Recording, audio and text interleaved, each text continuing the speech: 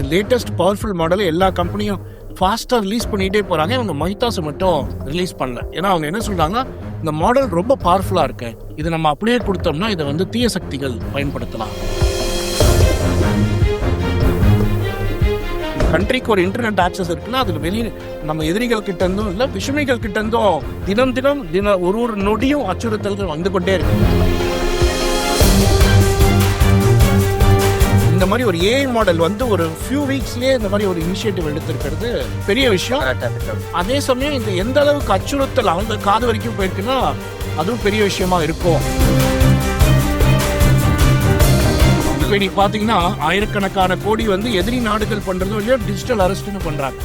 இவங்க எங்க உட்காந்து பண்றாங்கன்னு தெரியாது. வீட்டில் நீங்க வாசல்லாம் புதுசா கதவை மாத்திட்டாரு, பின்னாடி இருக்கிற கொல்லப்புறத்தில் இருக்கிற ஒரு ஜன்னல் அது தாத்தா காலத்துலேருந்து அப்படியே இருந்துச்சுன்னா அதை தள்ளி விட்டு உள்ள வந்துடுவான்.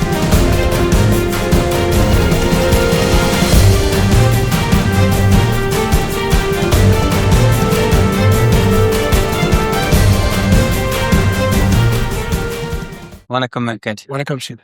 ஸோ ஒரு சுவாரஸ்யமான ஒரு டாபிக் நீங்க அந்த நியூஸ் நீ அமைச்சர் படிச்சுட்டு இருந்தேன். மைத்தோஸ் ஆந்த்ரோபிக் அந்த கிளாட் இருக்கேன் உங்களுடைய ஒரு அடுத்த ஒரு மாடல் மைத்தோஸ், அது பொதுமக்களுக்கு இப்போதைக்கு அவைலபிளா இல்லை அப்படின்னு கேள்விப்பட்டேன். ஸோ இந்த மைத்தோஸிற்கு சில சாத்தியக்கூறுகள், அது ஒரு சில பவர்ஃபுல் ஃபீச்சர்ஸ் இருக்கு. அதே சமயத்தில் சில பேர் நிறைய பேர் அதை கண்டு கொஞ்சம் அந்த அச்சுறுத்தலாகவும் அதை கொஞ்சம் பார்க்குறாங்க. அந்த குறிப்பா வந்து மென்பொருள் துறையில அதை கொஞ்சம் அது சில பயங்களை கிளப்பி இருக்கு. நம்ம ஃபினான்ஸ் இண்டஸ்ட்ரியில ஃபினான்ஸ் மினிஸ்டரை கூட அதை பத்தி பேசிட்டு இருக்காங்க அப்படின்னு வந்து இருந்துச்சு. ஸோ அது என்ன அந்த அந்த கொடுக்குற அச்சுறுத்தல் இல்லை அது கொடுக்குற ஒரு பயம் என்ன, அது நம்ம இந்தியாவுக்கு எந்த மாதிரியான ஒரு விளைவுகளை ஏற்படுத்தும், அதை பத்தி கொஞ்சம். ஃபர்ஸ்ட் மைத்தாஸ் பத்தி ஒரு டீடைல் வீடியோ போட்டிருக்கோம், அது பார்க்கலன்னா அதை பாருங்க. இது என்னன்னா இது ஆந்த்ரோபிக்கோட ஒரு லேட்டஸ்ட் மாடல். ஆந்த்ரோபிக் வந்து கிளாட் தயாரிக்கிற நிறுவனம். அவங்களோட அந்த ஏஐ மாடல் பயன்படுத்தி தான் வெனிசுவேலா மெட்ரோ அட்டாக் பண்ணாங்க. அதே போல ஈரான் பாம்பிங்க்கு யூஸ் பண்ணியிருக்காங்கன்னு பரவலாக பேசப்படுது. அவங்க கன்ஃபார்ம் பண்ணல, யூஎஸ் கவர்மெண்ட் கன்ஃபார்ம் பண்ணல, பரவலாக நம்பப்படுது. So very powerful AI model. அதில் அடுத்தது வந்து இப்போ ஓப்பஸ் 4.7 லாஸ்ட் வீக் ரிலீஸ் பண்ணியிருக்காங்க. இதை விட பவர்ஃபுல் மைத்தாஸ், ஆனால் அதை அவங்க ரிலீஸ் பண்ணலை. இது லேட்டஸ்ட் பவர்ஃபுல் மாடல் எல்லா கம்பெனியும் ஃபாஸ்ட்டாக ரிலீஸ் பண்ணிகிட்டே போகிறாங்க. இவங்க மைத்தாஸை மட்டும் ரிலீஸ் பண்ணல. ஏன்னா அவங்க என்ன சொல்கிறாங்க, இந்த மாடல் ரொம்ப பவர்ஃபுல்லாக இருக்கு, இது நம்ம அப்படியே கொடுத்தோம்னா இதை வந்து தீய சக்திகள் பயன்படுத்தலாம் அப்படின்னு ரொம்ப ஜாக்கிரதையா இருக்காங்க. அதுக்கு என்ன பண்ணியிருக்காங்கன்னா ஒரு 40 கம்பெனிக்கு மட்டும்தான் இவங்க ஆக்சஸ் கொடுத்துருக்காங்க இந்த மைத்தாஸ் ஏஐ மாடலுக்கு. கூகுள், AWS, மைக்ரோசாஃப்ட், அமெரிக்காவில் இருக்கிற பெருநிறுவனங்கள், பேங்கர்ஸ், இன்சூரன்ஸ் கம்பெனிஸ், இவங்க எல்லாருக்கும் கொடுத்துட்டு அவங்க நீங்க மட்டும் இதை ஃபர்ஸ்ட் யூஸ் பண்ணுங்க, அப்புறம் நாங்கள் எல்லாருக்கும் மற்றவங்களுக்கு கொடுக்கணுமான்னு அப்புறம் பார்க்கணும். ஏன் அவங்களுக்கு முதல்ல கொடுத்துருக்காங்கன்னா இந்த மைத்தாஸ் மாடல் வந்து இது வரைக்கும் இருக்கிற எல்லா சாஃப்ட்வேர்லயும் இது இருக்கிற ப்ராப்ளம்ஸை வந்து ஈஸியாக கண்டுபிடிக்கலாம். அந்த பக்ஸ் ஏன் இம்பார்ட்டன்ட்னா, அந்த பக் ஒரு சாஃப்ட்வேர்ல ஒரு பக் இருக்கு அப்படின்னா, அதுல ஒரு குறை இருக்கு அப்படின்னா அது ஒரு ஓட்டை மாதிரி வச்சுக்கோங்க. அந்த ஓட்டை வழியா நீங்க உள்ள போலாம். அந்த சாஃப்ட்வேர் ஆக்ட் பண்றது உங்களுக்கு ஈஸி ஆயிடும். இதை பயன்படுத்தி தான் வந்து அரசாங்கங்கள் வந்து அவங்களுக்கு வேண்டாதவங்களோட செல்போன்ல உள்ள போயிட்டு போவாங்க. இந்த 0 day வல்னரபிலிட்டின்னு அதை சொல்லுவோம். இது ரொம்ப எல்லா அரசாங்கங்களும் ஹேக்கர்ஸ்லாம் வந்து ரொம்ப தேடிக்கிட்டே இருப்பாங்க. பல $1 million ஒர்த். விண்டோஸ்ல ஒரு ப்ராப்ளம் இருக்கு, ஆப்பிள் சாஃப்ட்வேர்ல ஒரு ப்ராப்ளம் இருக்குன்னா அதை பயன்படுத்தி உள்ள போக முடியும். இதை இந்த மைத்தாஸ் வந்து ரொம்ப ஈஸியா கண்டுபிடிக்குதான். அதோட பெரிய விஷயம் என்னன்னா, ஹியூமன்ஸால கண்டுபிடிக்கிறத விட ஒரு ஓட்டை இருக்கு, 4 சாதாரண ஓட்டை இருக்கு. ஒரு குட்டி குட்டி ஓட்டை இருக்குன்னா எலிதான் போக முடியும், நம்ம ஒரு மனுஷன் போக முடியாது. ஆனா இது 4 சின்ன ஓட்டையை சேர்த்து ஒரு பெரிய ஓட்டையா ஒரு புது விதத்துல அதை ஸ்ட்ரிங் பண்ணுதான் இந்த மைத்தாஸ். ரொம்ப வித்தியாசமா யோசிச்சு அதை இது பண்ணுது. அதனால ரொம்ப பயப்படுறாங்க இந்த மைத்தாஸை பயன்படுத்தி. ஏன்னா இன்னைக்கு இருக்கிற உலகம் பாத்தீங்கன்னா சாஃப்ட்வேர்ல தான் இயங்குது. நம்ம கார்ல இருந்து ஆரம்பிச்சு எல்லாமே சாஃப்ட்வேர் தான். நம்மளோட பணம் எல்லாமே நம்ம பாக்கெட்ல கிடையாது, வீட்டுல நம்ம லாக்கர்ல பணம் வைக்கிறது கிடையாது, எல்லாமே மியூச்சுவல் ஃபண்ட்ல இருக்கு, பேங்க்ல இருக்கு. அரசாங்கத்தோட பணமே வந்து கோல்டு பாரா மட்டும் இல்ல, எல்லாமே வந்து டிஜிட்டலா தான். Data is the new oil. இப்போ இந்திய அரசாங்கம் டாலர்ல இன்வெஸ்ட் பண்ணுதுன்னா, டாலர் வந்து ஒரு கம்ப்யூட்டர்ல ஒரு ஸ்டோரேஜா தான் இருக்க போகுது. பிசிக்கலா டாலர் நோட் வந்து ட்ரம்ப் கொண்டு வந்து மோடி கிட்ட கொடுக்க மாட்டார். அது வந்து பிசிக்கலா இருக்க போறது கிடையாது. அது அந்த மாதிரி எல்லாமே சாஃப்ட்வேர் தான் இன்னைக்கு. அதனால இந்த ப்ராப்ளம்ஸை கண்டுபிடிக்கிறது மைத்தாஸ் எல்லாருக்கும் கிடைச்சிருச்சுன்னா இது பெரிய பிரச்சனைகளை கிளப்பிடும் அப்படின்னு சொல்லி பயப்படுறாங்க. ஸோ இப்போ இந்த மாதிரியான ஒரு ஒரு ஒரு ஒரு அச்சுறுத்தல், இது வந்து ஒரு அச்சுறுத்தல்னு சொல்லலாம். ஆமா. ஓகே. இதே இப்ப பொதுமக்கள் பயன்பாட்டுக்கு இன்னும் வரல. ஆனா வந்துச்சுன்னா இந்த மாதிரியான பிரச்சனைகள் வரும். நீங்க சொல்லும்போதே டாலர் அப்படின்னு ஆமா. சொன்னீங்க. ருப்பி, நம்ம ருப்பியும் சேர்த்துக்கலாம். ஆமா. ஸோ நம்ம ஊர்லயும் எந்த வங்கிகளையும் வந்து யுபிஐ டிரான்சாக்ஷன் தான் நம்ம பண்றோம். நீங்களும் நானும் வந்து கடைசியா பேங்க்குக்கு போய் கேஷ் வித்ட்ரா கரெக்ட். பண்ணது வந்து ரொம்ப வருஷங்கள் ஆயிடுச்சு. ஸோ எல்லாமே ஆன்லைன்ல தான் நம்ம பண்ணிட்டு இருக்கோம். எல்லா டேட்டாவும் ஜிபே அது இதுன்னு. இப்போ நீங்க சொன்ன அமெரிக்க வங்கிகள், அமெரிக்க நிறுவனங்களுடைய சாஃப்ட்வேர், ஆப்பிள், மைக்ரோசாஃப்ட் சாஃப்ட்வேரே பிரச்சனைல இருக்கு அப்படின்னா, இப்ப நம்ம ஐசிஐசிஐ பேங்கோ இல்ல State Bank of India, Indian பேங்கோட சாஃப்ட்வேர் இன்னும் பெரிய ஓட்டைகளோட தானே இருக்க வாய்ப்பு இருக்கலாம். இருக்கு. இதுல வந்து இது இருக்கு. ஓட்டைகள் இருந்தா மைத்தாஸ் கண்டுபிடிக்கும். ஓட்டைகள் இல்லைன்னா ஆக்ட் பண்றதுக்கு மைத்தாஸ் பயன்படும்னு அவங்க சொல்லல இது வரைக்கும். அதனால சாஃப்ட்வேர்ல ஓட்டை இல்லாம எழுத முடியுமா? ஒரு சாஃப்ட்வேர்ல ஒரு பிரச்சனை இருக்கு, பக் இருக்குன்னா அது ஏதோ மோசமா எழுதிருக்காங்கிறது கிடையாது. யாரு சாஃப்ட்வேர் எழுதினாலும் அதுல குறைகள் இருக்கும். ஆமா. குறைகள் இல்லாம பண்ணவே முடியாது ஒரு சாஃப்ட்வேரை.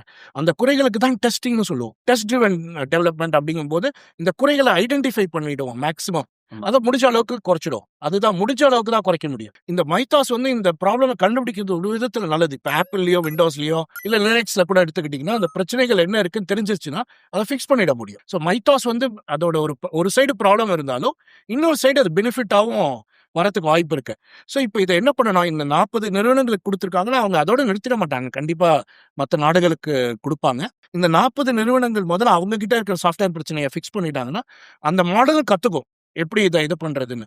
ஸோ அதுக்கப்புறம் நம்ம அரசு அவங்களோட பேசணும், அமெரிக்காவோட பேசணும், என்த்ரோபிக்கோட பேசணும்.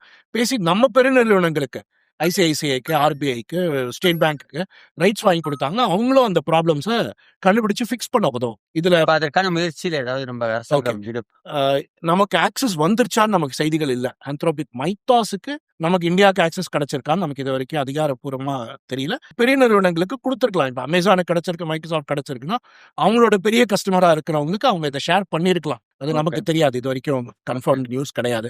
ஆனா நம்ம ஃபினான்ஸ் மினிஸ்டர் நிர்மலா சீதாராமன் அவங்களும் அஸ்வினி வைஷ்ணவ் மினிஸ்டர் 2 பேரும் வந்து ஒரு சமீபத்தில் எல்லா வங்கிகளோட தலைமை அதிகாரிகளை கூப்பிட்டு பேசியிருக்காங்க. National payments corporation NPCI UPI பண்ணுவாங்க. அதே போல நம்மளோட சர்டின்னு ஒரு ஆர்கனைசேஷன் இருக்கு இந்தியாவில். நிறைய பேர் நம்ம இதை கேள்விப்பட்டிருக்க மாட்டோம். கம்ப்யூட்டர் எமர்ஜென்சி ரெஸ்பான்ஸ் டீம்னு சொல்லிட்டு அவங்க தான் இன்னைக்கு இன்டர்நெட்டோட பாதுகாப்பு இந்தியாவுக்கு வந்து அவங்க தான் அவங்க நிறைய பண்றாங்க. நமக்கு வெளியில நியூஸ்ல தெரியாது. நமக்கு கண்ட்ரிக்கு ஒரு இன்டர்நெட் ஆக்சஸ் இருக்குன்னா அதுல வெளியில நம்ம எதிரிகள் கிட்ட இருந்தும் இல்ல விஷமிகள் கிட்ட இருந்தும் தினம் ஒரு நொடியும் அச்சுறுத்தல்கள் வந்து கொண்டே இருக்கு. அது நம்ம பாதுகாக்கிறது எப்படி வந்து பார்டர் செக்யூரிட்டி ஃபோர்ஸ் பார்டர்ல இருக்காங்களோ அந்த மாதிரி இந்த சிஏஆர்டி தான் வந்து நம்மளை ப்ரொடெக்ட் பண்ணுது. நம்மளோட இன்டர்நெட் யூசேஜ், பேங்கிங் டிரான்சாக்ஷன்ஸ் எல்லாமே அவங்க தான் இது பண்றாங்க. அவங்க எல்லாரையுமே கூப்பிட்டு ஒரு மீட்டிங் போட்டிருக்காங்க. இந்த மைத்தாஸ் மட்டும் இல்லை, இப்போ இதே மாதிரி கேப்பபிலிட்டி அடுத்தது ஓப்பன் ஏஐல வந்துடும், கூகுள் கொண்டு வந்துடும், எல்லாருமே கொண்டு வந்துருவாங்க. இதை எப்படி நம்ம ஹேண்டில் பண்ண போறோம், நம்ம இந்திய நிறுவனங்களுக்கு எப்படி இதுக்கு ஆக்சஸ் கிடைக்கும் அப்படின்னு சொல்லிட்டு ஒரு மீட்டிங் கால் ஃபார் பண்ணியிருக்காங்க. இதுல நல்ல விஷயமா நான் என்ன பாக்குறேன்னா, ஒரு ஃபினான்ஸ் மினிஸ்டர் லெவல்ல இந்தியாவில் ஒரு நம்ம ஐடி மினிஸ்டரும் இந்த மாதிரி ஒரு ஏஐ மாடல் வந்து ஒரு ஃபியூ வீக்ஸ்லயே இந்த மாதிரி ஒரு இனிஷியேட்டிவ் எடுத்திருக்கிறது பெரிய விஷயம். அதே சமயம் இது எந்த அளவுக்கு அச்சுறுத்தல் அவங்க காது வரைக்கும் போயிருக்குன்னா அதுவும் பெரிய விஷயமா இருக்கும் அப்படின்னு நம்ம இதை பார்க்கணும். ஸோ இப்போ வந்து அந்த முயற்சியில நம்மளுக்கு ஒரு மைத்தோஸ் நம்மளுக்கு கவர்மெண்ட்டுக்கு ஆக்சஸ் கிடைச்சதுன்னா இந்த வங்கிகள்லாம் நீங்க சொல்ற மாதிரி இப்போ ஆப்பிள், மைக்ரோசாஃப்ட்லாம் பண்ற மாதிரி இவங்களும் வந்து மைத்தோஸை உபயோகப்படுத்தி அவங்களுடைய சாஃப்ட்வேர்ல இருக்க ஐசிஐசியில ஆர்பிஐல இருக்கிற வல்னரபிலிட்டிஸ் எல்லாம் கண்டுபிடிச்சு அதையெல்லாம் சரி பண்ணி. ஆமா, இது ரொம்ப முக்கியம். நமக்கு இந்த வல்னரபிலிட்டிஸ் கண்டுபிடிச்சு பேட்ச் பண்றது. மைத்தாஸ் வந்ததுன்னா நாளைக்கு ஒரு பிரச்சனை, ஒரு சண்டை வந்துருது, எதிரி நாடு இதை எடுத்து பண்றதுக்கு முன்னாடி நம்ம ஃபிக்ஸ் பண்ணிட்டோம்னா நமக்கு நல்லதுதான். எதிரி நாடுன்னு கூட சொல்ல முடியாது. நீங்க சொல்ற மாதிரி இப்போ விஷமிகளா இருக்கலாம். ஆமா, இந்த ஹேக்கர்ஸோ கிரிமினல்ஸ் இப்ப இன்னைக்கு பாத்தீங்கன்னா ஆயிரக்கணக்கான கோடி வந்து எதிரி நாடுகள் பண்றதோ இல்லையோ டிஜிட்டல் அரெஸ்ட்னு பண்றாங்க. ஆமா, இவங்க எங்க உட்காந்து பண்றாங்கன்னு தெரியாது. நம்ம நாட்டுல எங்க அதை உட்காந்து பண்ணலாம், இல்ல மியான்மர்ல உட்காந்து பண்ணலாம், வியட்நாம்ல உட்காந்து பண்ணலாம். டிஜிட்டல் அரெஸ்ட்னு போன் பண்ணி நம்மளே பணத்தை இது பண்றோம், டிரான்ஸ்ஃபர் பண்றோம். அது மாதிரி பல ஆயிரம் கோடி அதுலயே இருக்குன்னா இந்த மாதிரி ஒரு பிரச்சனை வந்ததுன்னா இதுல நஷ்டம் இன்னும் ஜாஸ்தியா இருக்கும். ஆமா, பாதிப்பு ரொம்ப பெரிய அளவு இருக்கும். சோ அதற்கான முன்னெடுப்புகளை இந்திய அரசாங்கம் எடுத்துட்டு இருக்கு அப்படின்னு சொல்றீங்க. ஆமா, இதை எதுக்கு நம்ம இந்த வீடியோல பேசுறோம்னா, இந்த மாதிரி ஏஐ மாடல்ல ஒரு பாசிட்டிவ் இருக்கு, நெகட்டிவ் இருக்கு. உங்களோட சாஃப்ட்வேர், உங்க நிறுவனத்துல இருக்கிற சாஃப்ட்வேரை வந்து ஏஐ பயன்படுத்தி இன்னும் கொஞ்சம் செக் பண்ணிக்கோங்க, வேலிடேட் பண்ணிக்கோங்க. மைத்தாஸ் வரதுக்கு முன்னாடி ஓபஸ்ல போட்டீங்கனாலே இருக்கிற பிரச்சனைகள்லாம் ஒரு அளவுக்கு சொல்லிடும். அதாவது கூகுளோட மாடல்ஸ் இருக்கு. அதுல போட்டு உங்க சாஃப்ட்வேர்ல என்ன பிரச்சனைகள் இருக்குன்னு பாருங்க.